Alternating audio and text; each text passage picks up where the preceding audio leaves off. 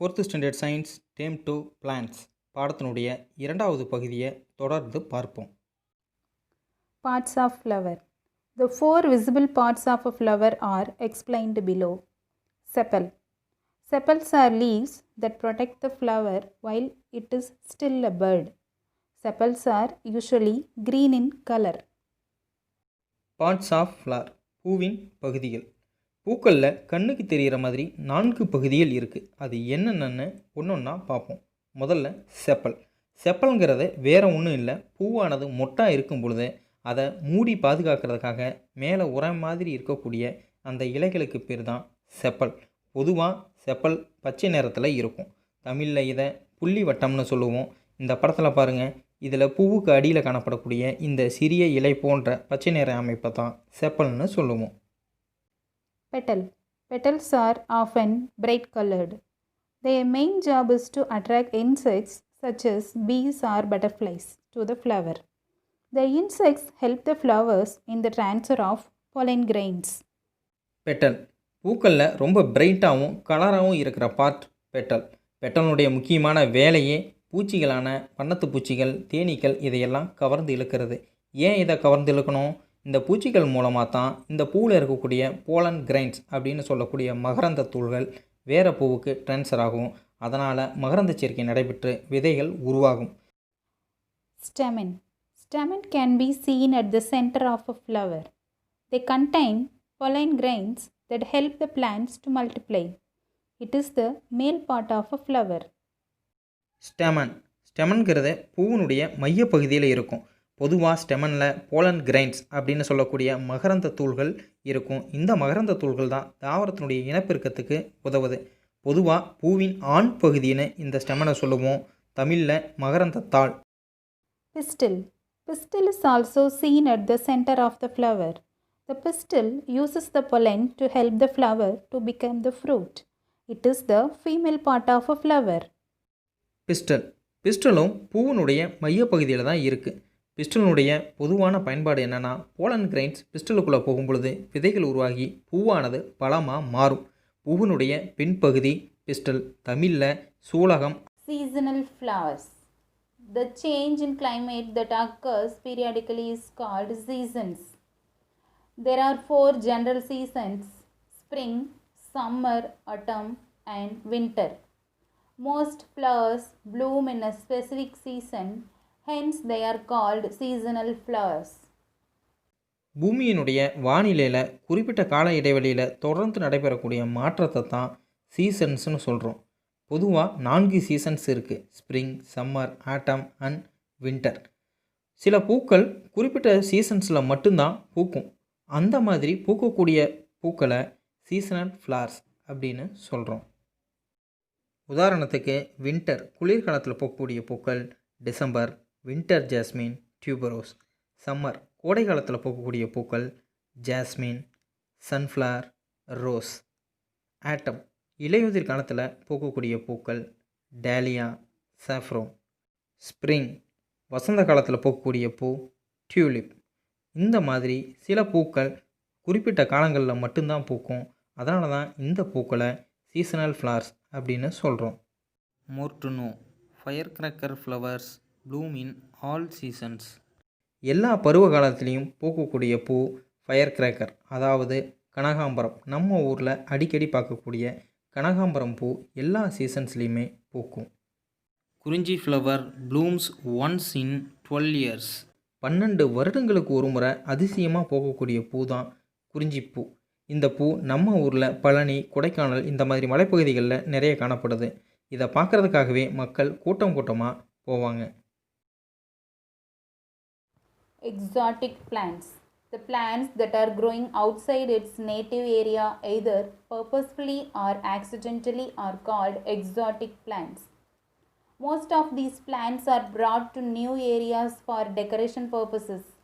Some of them are given below. தாவரங்கள் தனக்குன்னு ஒரு குறிப்பிட்ட பகுதிகளில் தான் வளரும்.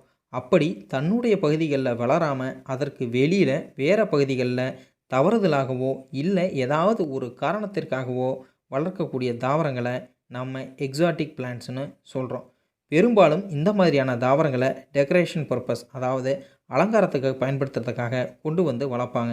அந்த மாதிரி இருக்கக்கூடிய சில தாவரங்கள் சாகோபாம், ஃபெர்ன், குரோட்டன்ஸ் இதெல்லாம் நம்ம நிறைய இடங்களில் பார்த்துருக்கோம். குறிப்பாக குரோட்டன்ஸை நிறைய இடங்களில் அழகுக்காக வளர்க்குறத பார்த்துருக்கோம்.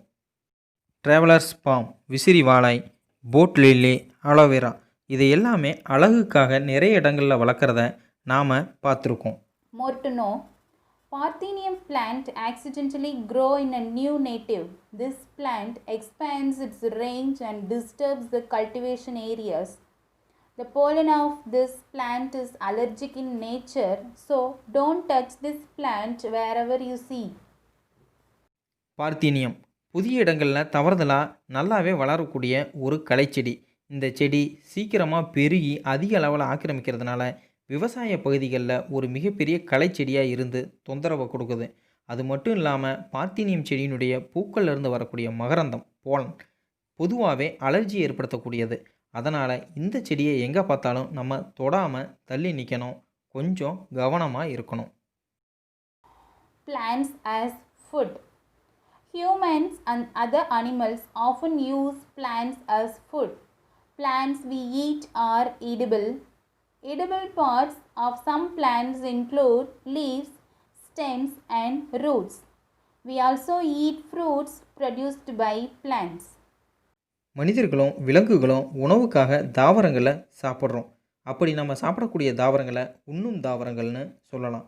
தாவரங்களுடைய எல்லா பகுதிகளையுமே சாப்பிடாம ஒவ்வொரு தாவரங்கள்லேயும் குறிப்பிட்ட பகுதிகளை சாப்பிட்றோம். உதாரணத்துக்கு இலைகள், தண்டுகள், ரூட்ஸ், வேர்கள்.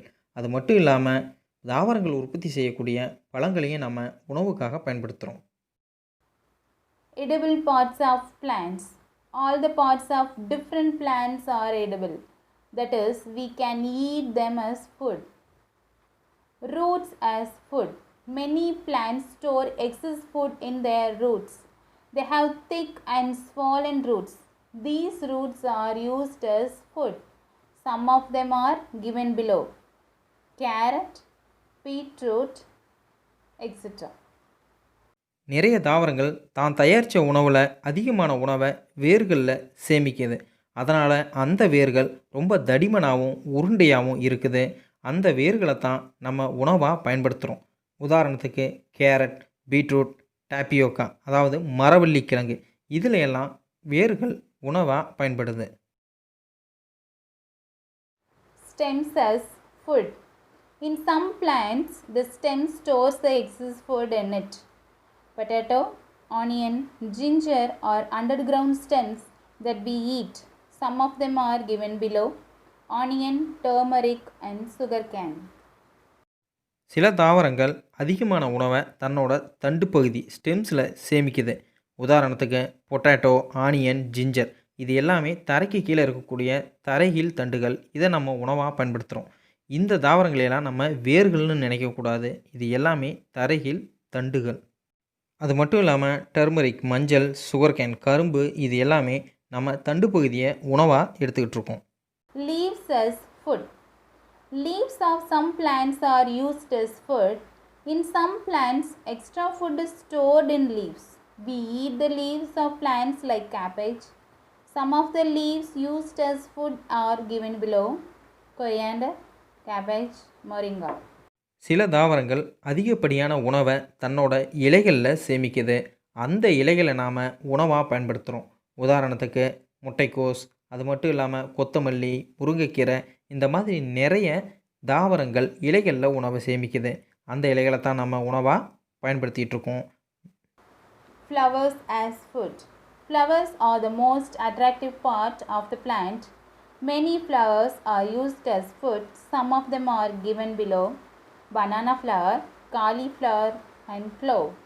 தாவரங்களில் இந்த பகுதிகள் மட்டும் இல்லாமல் பூக்களுமே உணவாக பயன்படுது. ஒரு தாவரத்தில் ரொம்ப அட்ராக்டிவான பகுதி எதுனா பூக்கள் தான். நிறைய பூக்கள் உணவாக பயன்பட்டுக்கிட்டு இருக்கு. உதாரணத்துக்கு வாழைப்பூ, காலிஃப்ளவர், கிராம்பும் ஒரு பூ வகை தான், ஞாபகம் வச்சுக்கோங்க. ஸோ இந்த மாதிரி நம்ம பூக்களையுமே உணவாக எடுத்துக்கிட்டு இருக்கோம். Fruits as food. Many fruits are used as food. Fruits are rich in vitamins and minerals. They keep us healthy. All fruits can be eaten raw.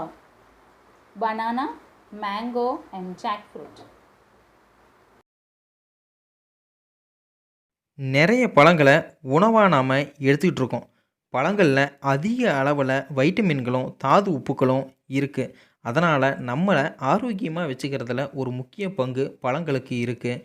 குறிப்பாக பழங்களை நம்ம பச்சையாகவே சாப்பிடலாம்.